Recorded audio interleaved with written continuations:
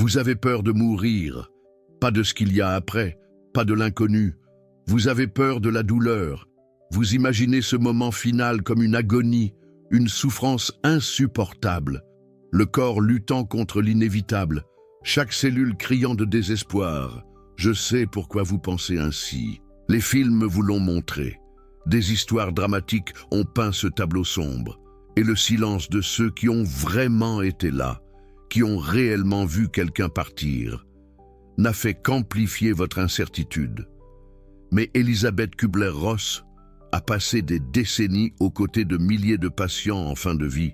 Elle a écouté ce qu'ils disaient, elle a vu ce qui se passait, et ce qu'elle a découvert contredisent presque tout ce que vous croyez savoir de ce moment.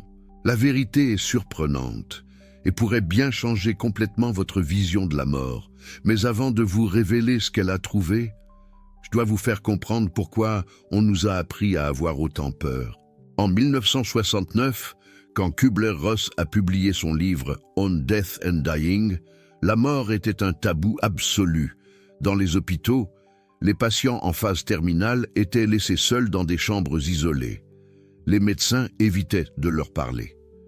La plupart des professionnels de santé considéraient comme un échec personnel le fait que quelqu'un meure sous leurs soins. Et la douleur. Elle était négligée d'une manière qui nous paraîtrait barbare aujourd'hui. Les médecins avaient ce peur de donner suffisamment de morphine, pas parce que ça ne fonctionnait pas, mais à cause de la pression de leurs collègues, des regards accusateurs, des commentaires chuchotés. Personne ne voulait être vu comme celui qui accélérait la mort d'un patient. Alors, des millions de personnes sont mortes avec des douleurs inutiles. Non pas parce qu'il n'existait pas de soulagement, mais parce que le système avait plus peur du jugement que de la souffrance. Kubler-Ross a changé cela. Elle a forcé la médecine à regarder ce qu'elle faisait, et ce qu'elle a découvert sur le moment de la mort était encore plus révolutionnaire. Attendez, avant de continuer, je dois vous dire quelque chose que la plupart des vidéos sur la mort ne mentionnent jamais. Le corps humain n'a pas été conçu pour souffrir au moment de la mort. C'est vrai, il existe un mécanisme biologique, une réponse automatique que l'évolution a développée au fil de millions d'années, spécifiquement pour rendre ce moment final supportable. Durant les phases finales d'un processus terminal, le cerveau libère une vague de substances chimiques appelées opioïdes endogènes, endorphines, encéphaline. Ce sont les mêmes substances qui soulagent la douleur quand vous vous blessez gravement, qui créent cette sensation d'euphorie après un exercice intense, qui permettent aux soldats blessés de continuer à se battre sans ressentir leurs blessures. Mais au moment de la mort, cette libération est massive. Le cerveau inonde le système nerveux avec l'analgésique le plus puissant qui existe, le corps lui-même. Et il y a plus. La déshydratation naturelle qui se produit quand une personne cesse d'ingérer des liquides, quelque chose qui se produit instinctivement dans les derniers jours de la vie, déclenche également cette libération d'opioïdes internes. La médecine moderne a découvert quelque chose de troublant à ce sujet. Quand les hôpitaux tentent d'hydrater artificiellement les patients en phase terminale, quand ils forcent des fluides à travers des sondes en pensant qu'ils aident, ils augmentent souvent l'inconfort au lieu de le soulager. Le corps sait ce qu'il fait. La nature a programmé ce processus pour qu'il soit le plus doux possible. Et il y a une découverte récente qui rend cela encore plus fascinant. Des chercheurs de l'Université du Michigan, en 2023, ont surveillé l'activité cérébrale de patients dans les moments finaux de leur vie. Ce qu'ils ont trouvé était extraordinaire. Dans les secondes ou les minutes avant la mort, le cerveau a expérimenté une soudaine et massive décharge d'ondes gamma. Ce sont les ondes cérébrales associées à des états de conscience élevés, à des expériences mystiques, à des moments de clarté profonde. En d'autres termes, le cerveau ne se contente pas de s'éteindre comme un ordinateur. Il semble passer par une sorte d'accélération, un dernier moment d'activité intense qui pourrait expliquer les récits de révision de vie, de lumière brillante, de rencontres transcendantales que les personnes rapportent lors d'expériences de mort imminente. Le cerveau, au moment final, pourrait être plus actif qu'à n'importe quel autre moment de la vie. Et cela change complètement notre compréhension de ce qui se passe quand nous mourons. Ce n'est pas un effacement, c'est une transition, une dernière explosion d'activité neurale que nous ne comprenons pas encore totalement, mais qui semble avoir été conçue pour rendre ce moment extraordinaire plutôt que terrifiant. Mais ce n'est que la biologie. Ce que les patients rapportent réellement est encore plus surprenant. Le docteur Juliette Moreau a passé toute sa carrière en soins palliatifs. Elle a été présente lors de centaines de décès et elle décrit le processus d'une manière qui contredit tous les films que vous avez vus. La personne mourante passe progressivement moins de temps éveillée. Ce qui ressemble à du sommeil devient graduellement quelque chose de différent. Une plongée dans l'inconscience pour des périodes de plus en plus longues. Quand ils se réveillent, les patients rapportent avoir dormi paisiblement, aucune sensation d'avoir été inconscient, aucun cauchemar, aucune agonie. À mesure que le processus avance, le cœur bat avec moins de force, la pression artérielle diminue, la peau refroidit, les organes internes fonctionnent de moins en moins et la respiration change, de profonde à superficielle, de rapide à lente, en cycles répétitifs, jusqu'à ce qu'elle devienne très superficielle avec de longues pauses, et alors elle s'arrête. Quelques minutes plus tard, le cœur s'arrête aussi, sans oxygène pour maintenir son rythme. Mais il y a quelque chose que je dois vous dire avant de continuer. Quelque chose qui effraie beaucoup de familles et qui est complètement mal compris. Il existe un phénomène appelé l'agitation terminale. Jusqu'à 85% des patients mourants en font l'expérience sous une forme ou une autre. Cela peut inclure de l'agitation, de la confusion, des mouvements répétitifs, parfois même des mots qui n'ont pas de sens. Pour ceux qui regardent de l'extérieur, cela peut ressembler à de la souffrance, cela peut ressembler à du désespoir, cela peut sembler que la personne se bat, mais la réalité est différente. Ce phénomène se produit principalement en raison de changements chimiques et métaboliques naturels dans le cerveau lorsque le corps commence à s'éteindre. Ce n'est pas la conscience qui souffre. C'est le système nerveux qui passe par ces dernières activités automatiques. Beaucoup de patients qui passent par là et sont ensuite réanimés rapportent qu'ils n'ont aucun souvenir de ces moments. Ils n'ont rien senti. Ils n'étaient pas là. D'une certaine manière, la partie d'eux qui pouvait souffrir s'était déjà déconnectée. Et il y a un autre phénomène qui effraie les familles, le râle agonique. Ce son de respiration bruyante, comme si la personne se noyait. Cela semble horrible. Mais voici ce que la médecine sait. Ce son est causé par des sécrétions normales dans la gorge que la personne ne parvient plus à avaler. Cela n'indique pas un étouffement. Cela n'indique pas de la souffrance. La personne, à ce stade, est généralement inconsciente et ne perçoit pas le son. La plus grande souffrance, dans ces moments, est chez ceux qui regardent, pas chez celui qui part. Mais voici l'essentiel. La plupart des gens semblent calmes ou détendus au moment de mourir. Leur visage ne montre pas de souffrance. Il n'y a pas de lutte visible, pas d'agonie. Elisabeth Kubler-Ross a écrit quelque chose à ce sujet qui est resté gravé dans ma mémoire. Ceux qui ont la force et l'amour de s'asseoir avec un patient mourant dans le silence qui va au-delà des mots sauront que ce moment n'est ni effrayant ni douloureux, mais une cessation pacifique du fonctionnement du corps. Vous avez saisi ça? Une cessation pacifique. Pas une bataille, pas une agonie. Une cessation pacifique. Mais je sais ce que vous pensez. Et qu'en est-il des cas qui ne se passent pas ainsi? Qu'en est-il de la douleur que certains patients ressentent?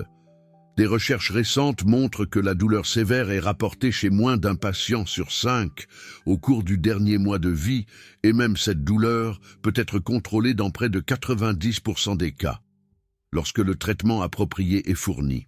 Le problème n'a jamais été le manque de solutions. C'était le manque de volonté d'appliquer les solutions qui existent.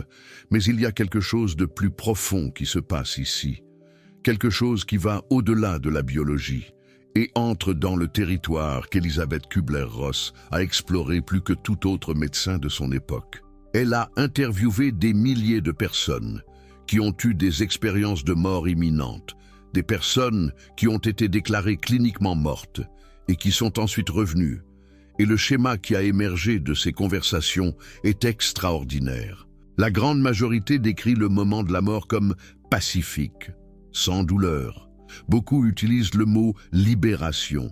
Certains décrivent une sensation de flotter hors du corps, d'observer la scène d'en haut, complètement séparée de la souffrance physique. D'autres parlent d'une lumière, d'une présence amoureuse, de retrouvailles avec des personnes qui sont déjà parties. Mais l'élément le plus consistant dans tous ces récits est l'absence de douleur, la fin de la souffrance physique, au moment exact où la conscience se sépare du corps. Le docteur Pierre Lemaire, un cardiologue hollandais, a mené l'une des plus grandes études prospectives sur les expériences de mort imminente. Il a suivi 344 patients qui ont subi un arrêt cardiaque. 18% d'entre eux ont rapporté des expériences de mort imminente classiques. Et vous savez ce qu'aucun d'entre eux n'a décrit? De la douleur. Beaucoup ont décrit exactement le contraire, une sensation de paix absolue, d'amour inconditionnel, de libération de toutes les limitations physiques. Certains ont dit qu'ils n'avaient plus jamais eu peur de la mort après cette expérience, qu'ils avaient compris à un niveau qui va au-delà des mots, que la mort n'est pas la fin effrayante que nous imaginons. Un patient de Pierre Lemaire l'a décrit ainsi. C'était comme rentrer à la maison. Un foyer que j'avais oublié qui existait. Cela ne prouve rien sur ce qui se passe réellement après la mort. Mais cela prouve quelque chose sur ce qui se passe au moment de la transition. Et ce moment, selon des milliers de récits, est prédominantement pacifique. Elisabeth Kubler-Ross a développé une métaphore pour expliquer cela. Une image qu'elle utilisait lorsqu'elle parlait avec des patients en phase terminale, en particulier des enfants. Elle disait que le corps humain est comme un cocon et que l'âme est comme un papillon. Le cocon est nécessaire pendant un temps. Il protège, il abrite, il permet le développement. Mais il arrive un moment où le cocon ne peut plus être réparé. Et à ce moment-là, le papillon est libéré. La mort, selon elle, est simplement lâcher le corps physique, comme le papillon lâche son cocon. Ce n'est pas différent d'enlever un costume de vêtements dont vous n'avez plus besoin. Et elle est allée encore plus loin. La mort est une transition vers un état supérieur de conscience, où vous continuez à percevoir, à comprendre, à rire et à être capable de grandir. Ce n'est pas du mysticisme vague. Elisabeth Kubler-Ross a basé ses conclusions sur des milliers d'interviews, sur des observations cliniques rigoureuses, sur des décennies de travail aux côtés des mourants. Et elle n'était pas seule. Le docteur Jean-Pierre Melville, dans son livre « La vie après la vie » de 1975, a documenté des schémas similaires dans des centaines de cas d'expériences de mort imminente. Sensation de paix, absence de douleur, mouvement à travers un tunnel en direction de la lumière, rencontre avec des êtres chers décédés, l'élément le plus constant. Aucun des patients n'a décrit le moment de la mort comme douloureux. Mais laissez-moi vous raconter quelque chose que vous ne savez peut-être pas sur la façon dont Elisabeth Kubler-Ross est parvenue à ses conclusions. Quand elle était jeune, elle a visité le camp de concentration de Majdanek, en Pologne. Et là, sur les murs des baraquements où des milliers de personnes ont été assassinées, elle a vu quelque chose qui a changé sa vie pour toujours. Des centaines de papillons, sculptés dans les murs, dessinés avec des ongles, avec des pierres, avec tout ce que les prisonniers pouvaient trouver. Leurs dernières œuvres d'art avant la mort. Ces papillons sont restés avec elle pendant des années et ont profondément influencé la façon dont elle a envisagé la fin de la vie. Si des personnes confrontées à la mort, la plus horrible, imaginable, ont choisi de symboliser ce moment avec des papillons, peut-être savait-elle quelque chose que nous avons oublié. Mais revenons à la question originale. Mourir fait-il mal? La réponse la plus honnête est, dans la plupart des cas, beaucoup moins que nous ne l'imaginons. Et dans de nombreux cas, ça ne fait pas du tout mal. Le corps a ses propres mécanismes de soulagement. La médecine moderne peut contrôler presque toute la douleur que ces mécanismes n'atteignent pas. Et la conscience semble se séparer de la souffrance physique, de manière que nous ne comprenons pas encore complètement. Alors, pourquoi la peur persiste-t-elle? Parce que personne ne vous a jamais raconté ça. Parce que la mort continue d'être un tabou. Parce que les hôpitaux isolent encore les mourants. Parce que la plupart des gens ne sont jamais présents au moment où quelqu'un part. Et dans cette ignorance, notre imagination remplit les espaces vides, avec les pires scénarios possibles. Elisabeth Kubler-Ross a écrit à ce sujet dans son autobiographie « La roue de la vie ». Elle a expliqué qu'en Suisse, où elle est née, la mort était traitée comme une partie naturelle du cycle de vie. Les gens mouraient à la maison, entourés de leur famille et de leurs amis. Les enfants voyaient leurs grands-parents partir. La mort était familière, pas effrayante. Mais la société moderne a changé cela. Nous avons hospitalisé la mort, nous avons institutionnalisé les mourants, nous avons caché le processus final dans des chambres stériles, où seuls les professionnels ont accès. Et ce faisant, nous avons créé des générations entières de personnes qui n'ont jamais vu quelqu'un mourir, qui n'ont aucune idée de ce à quoi s'attendre, qui remplissent ce vide avec les horreurs que la fiction a inventées. Vous savez combien de personnes aujourd'hui ont déjà été présentes au moment de la mort de quelqu'un? Très peu, peut-être moins de 20% de la population. Nous sommes probablement la première génération de l'histoire humaine, aussi déconnectée de la mort, et cette déconnexion ne nous a pas protégés de la peur. Elle l'a amplifiée. Elisabeth Kubler-Ross a dédié sa vie à changer cela. Elle a forcé la médecine à regarder la mort en face. Elle a donné une voix aux mourants. Et elle a découvert que le moment final, loin d'être l'horreur que nous imaginons, est fréquemment décrit comme une libération. Observer la mort paisible d'un être humain nous rappelle une étoile filante, une parmi des millions de lumières dans le vaste ciel, qui brille intensément pendant un bref instant, juste pour disparaître dans la nuit infinie, pour toujours. Elisabeth Kubler-Ross a écrit cela en 1969. Et c'est toujours l'une des descriptions les plus belles de la mort que j'ai jamais lues. Mais je sais que vous avez peut-être perdu quelqu'un, et peut-être que la mort de cette personne ne vous a pas paru paisible. Voici quelque chose d'important que je dois vous dire. Ce que vous voyez de l'extérieur ne reflète pas toujours ce que la personne est en train de vivre à l'intérieur. Mouvements involontaires, changements dans la respiration, sons qui semblent inconfortables. Tout cela peut arriver même quand la personne n'est pas consciente pour les sentir. Le cerveau, à ce moment-là, a déjà libéré son onde d'opioïdes naturelle, la conscience a déjà commencé sa transition. Ce qui reste, c'est le corps qui suit sa programmation biologique, et non une personne qui souffre. Cela ne diminue pas votre douleur d'avoir perdu quelqu'un, mais peut-être cela apporte un certain confort, de savoir que la souffrance que vous avez imaginée n'était peut-être pas réelle. Une chose qu'Elisabeth Kubler-Ross soulignait toujours était l'importance d'être présent. Beaucoup de familles fuient la chambre quand elles réalisent que la fin est proche. Elles ont peur de voir, peur de ne pas supporter, peur que l'image reste gravée à jamais. Mais elle encourageait exactement l'opposé. Être là, tenir la main, parler, même si la personne semble inconsciente. Des études montrent que l'ouïe est fréquemment le dernier sens à s'en aller.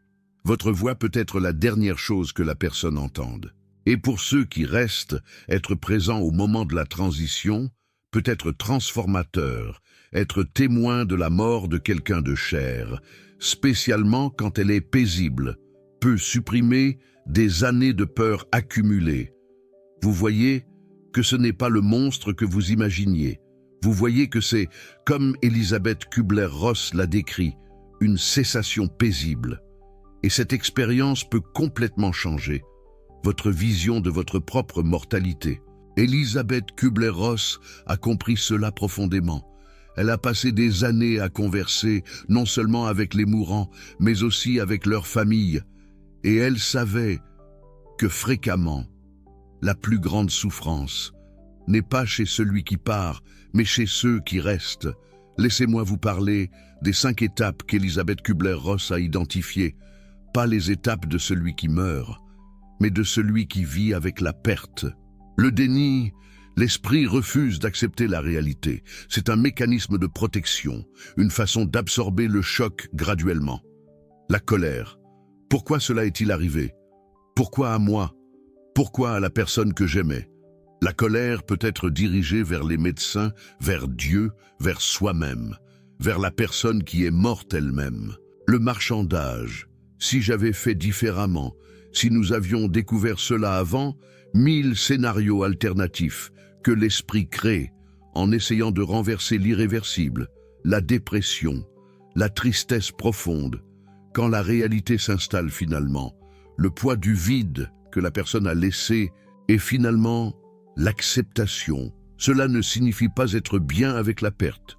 Cela signifie apprendre à vivre avec elle, trouver une façon de continuer à porter cette personne à l'intérieur de vous.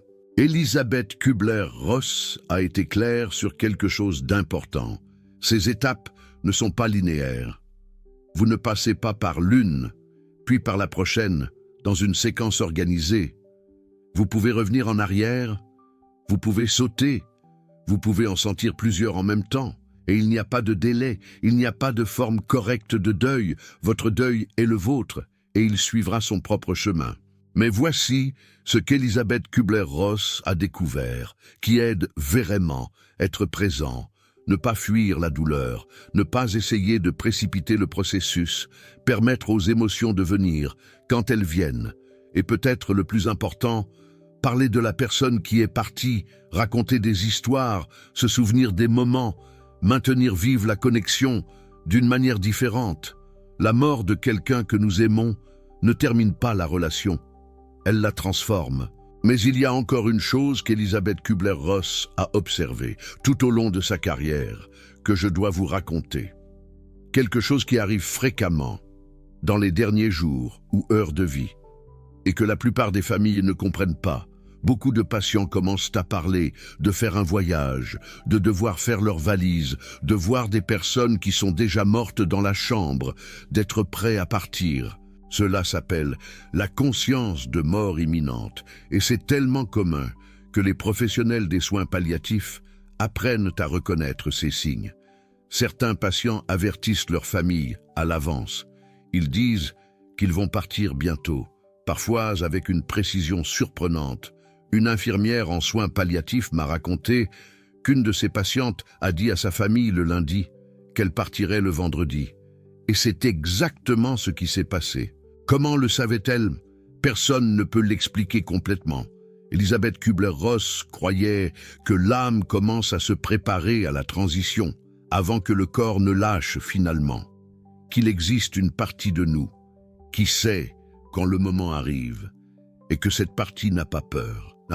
Les patients qui parlent de ces voyages, de voir des êtres chers décédés, semblent rarement effrayés. Beaucoup semblent réconfortés, soulagés, même comme s'ils étaient accueillis, au lieu d'être abandonnés. Cela contredit complètement l'image d'agonie et de terreur que nous associons à la mort. Revenons à la question qui vous a amené ici. Mourir fait-il mal? La science dit: le corps a des mécanismes puissants pour minimiser la douleur au moment final. La médecine dit: presque toute douleur peut être contrôlée quand le traitement adéquat est fourni. Les patients qui sont revenus disent: le moment de la séparation est fréquemment paisible, voire libérateur. Et Elisabeth Kubler-Ross, après des décennies aux côtés des mourants, a dit: ce moment n'est ni effrayant ni douloureux, mais une cessation paisible. Je dirais à mes enfants que quand je mourrai, lâchez des ballons dans le ciel pour célébrer que j'ai obtenu mon diplôme. Pour moi, la mort est une remise de diplôme. C'était l'une des dernières choses qu'Elisabeth Kubler-Ross a dit avant de partir. Pas une fin, Une remise de diplôme, pas une agonie, une libération, pas une défaite, une transition. Peut-être que le plus grand cadeau qu'Elisabeth Kubler-Ross a laissé au monde n'a pas été de changer la façon dont nous traitons les mourants, bien qu'elle l'ait fait, mais de changer la façon dont nous, ceux qui restons, pensons à la mort. Parce que quand vous arrêtez de craindre le moment final, quelque chose change dans la façon dont vous vivez le moment présent. La peur de la mort est au fond la peur de ne pas avoir vécu, d'avoir laissé des choses à faire, des mots à dire, de l'amour à démontrer. Et quand vous réalisez que la mort en elle-même ne sera probablement pas le monstre que vous imaginiez, vous pouvez finalement vous concentrer sur ce qui compte vraiment, vivre pleinement, pendant que vous êtes ici. Elisabeth Kubler-Ross a passé les dernières années de sa vie à réfléchir sur ce qu'elle avait appris avec des milliers de patients mourants, et elle est arrivée à une conclusion qui peut sembler simple, mais qui est profonde. Les personnes sur leur lit de mort regrettent rarement les choses qu'elles ont faites. Elles regrettent ce qu'elles n'ont pas fait, les risques qu'elles n'ont pas pris, l'amour qu'elles n'ont pas exprimé, les conversations difficiles qu'elles ont évitées, l'authenticité qu'elles ont sacrifiée pour plaire aux autres. Elle disait que si elle avait appris plus tôt ce qu'elle avait appris des mourants, elle aurait vécu d'une manière complètement différente, avec moins de peur, avec plus de présence, avec plus de courage pour être qui elle était vraiment. Et peut-être est-ce là la plus grande leçon qu'elle nous a laissée. Ce n'est pas à propos de la mort, c'est à propos de la vie. Quand vous arrêtez de craindre le moment final, vous obtenez la permission de vivre vraiment, de dire ce qui doit être dit, de faire ce qui doit être fait, d'aimer sans réserve, comme Juliette et Romain dans Un long dimanche de fiançailles. La mort n'est pas votre ennemi, elle est votre professeur. Elle vous rappelle chaque jour que le temps est limité, que chaque moment est précieux, que la vie ne doit pas être gaspillée dans des peurs qui peut-être ne se concrétiseront jamais. Si cette vidéo vous a fait penser différemment à la mort, même si ce n'est qu'un peu, alors elle a rempli son but. Et si vous voulez continuer ce voyage de compréhension de la transition entre les mondes, les travaux d'Elisabeth Kubler-Ross sont un commencement profond on Death and Dying, on Life After Death, The Wheel of Life. Vous y trouverez non pas des réponses définitives, parce que personne ne les a, mais une invitation à regarder la mort de face, et à percevoir que peut-être elle n'est pas l'ennemi que nous avons toujours pensé. Mais avant de partir, dites-moi dans les commentaires, avez-vous déjà été avec quelqu'un dans ces moments finals? Comment s'est passée cette expérience? Qu'avez-vous vu? Vos histoires aident d'autres personnes qui traversent cette épreuve et aident à briser le silence qui entoure encore ce moment si fondamental de l'expérience humaine. Comme un dernier voyage à Saint-Jacques-de-Compostelle. Si vous soutenez cette chaîne grâce au Super Thanks, vous aidez à maintenir ces conversations vivantes. La mort est encore un tabou pour beaucoup, et peu de chaînes se disposent à explorer ces territoires. Votre contribution permet que ce travail continue. Et comme dirait Jean d'Ormesson, le charme de la vie, c'est d'y ajouter la mort. Et si vous êtes arrivé jusqu'ici, vous n'êtes pas seulement un spectateur, vous êtes quelqu'un qui cherche à comprendre les mystères les plus profonds de l'existence. La mort n'est pas l'opposé de la vie, elle en fait partie, comme le yin et le yang. Elisabeth Kubler-Ross est décédée en 2004, à l'âge de 78 ans. Elle a passé les dernières années de sa vie malade, après plusieurs attaques. Mais ceux qui étaient avec elle à la fin disent qu'elle est partie en paix, qu'il n'y avait pas de peur dans ses yeux, qu'elle a pratiqué ce qu'elle a enseigné durant toute sa carrière. Elle a obtenu son diplôme. Elle a lâché des ballons dans le ciel, comme on le fait pour la fête de la musique. Et peut-être, quand notre tour arrivera, découvrirons-nous qu'il n'y avait rien à craindre depuis le début, rien de plus qu'un simple « au revoir ».